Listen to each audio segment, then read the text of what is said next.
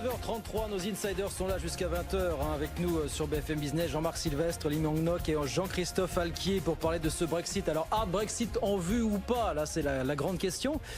On a débattu là-dessus pendant un gros quart d'heure avec nos invités. Alors, quand même, restons dans l'hypothèse d'un hard Brexit qui ne peut pas être totalement exclu. Il y a un sujet, évidemment, au niveau politique, au niveau économique, mais aussi pour les entreprises.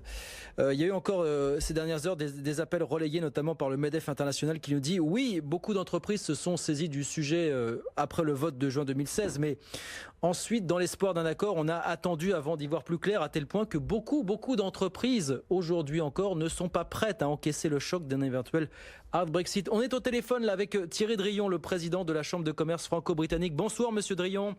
Bonsoir. Merci d'être avec nous. Est-ce que vous relayez cet appel? Est-ce que vous nous dites ce soir, effectivement, il y a beaucoup d'entreprises françaises, et notamment des PME, qui ne sont pas prêtes potentiellement à encaisser ce choc? Si on devait aller malgré tout vers ce hard Brexit au lendemain du 29 mars prochain, Monsieur Drillon, est-ce que vous relayez cet appel, ces inquiétudes? Le hard Brexit serait bien évidemment une situation perdant-perdant. Perdant pour le Royaume-Uni, perdant pour la France, perdant pour l'Union européenne.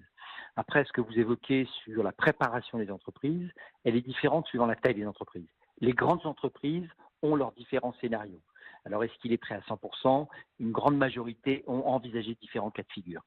Les entreprises de taille intermédiaire s'y sont préparées relativement tardivement et là sont en train de focaliser sur les aspects plus liés à la logistique, les transports et la supply chain.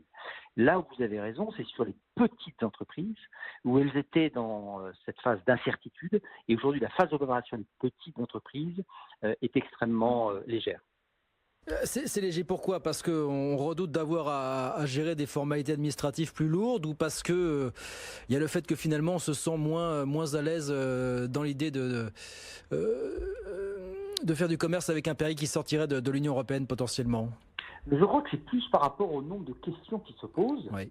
et au manque de réponses. Et l'absence d'interlocuteur peut-être.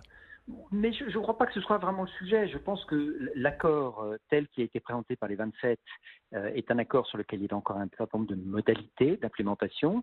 Et la période dite de transition de 2 ans, extensible à 3 ans, 4 ans, permettait justement de mettre en œuvre et d'associer l'ensemble des entreprises petites, moyennes, grandes à la mise en œuvre de ce Brexit.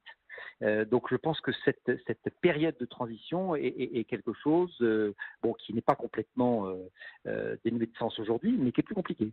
On estime il y a combien d'entreprises françaises qui exportent vers le Royaume-Uni? On a des chiffres aujourd'hui, Monsieur Drillon, très concrètement. Je peux simplement vous dire une chose, c'est que pourquoi je veux rester, je suis à la fois pour les entreprises, il y a un phénomène d'incertitude et d'inquiétude ce soir, évidemment, que je relais. Pour autant, je crois qu'il faut prendre en compte l'ensemble des transactions entre la France et le Royaume-Uni. C'est 95 milliards d'euros. Nos amis anglais sont des gens résilients, sont des gens pragmatiques.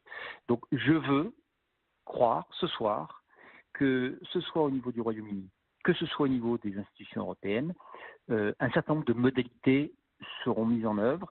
Et ce que vous disiez très juste, le hard Brexit est tout simplement la pire des solutions, mais pas la pire des solutions pour le Royaume-Uni, la pire des solutions pour l'Union européenne et pour la France. Merci beaucoup Thierry Drillon, merci d'avoir été avec nous quelques minutes, président de la Chambre de commerce franco-britannique. Comment est-ce que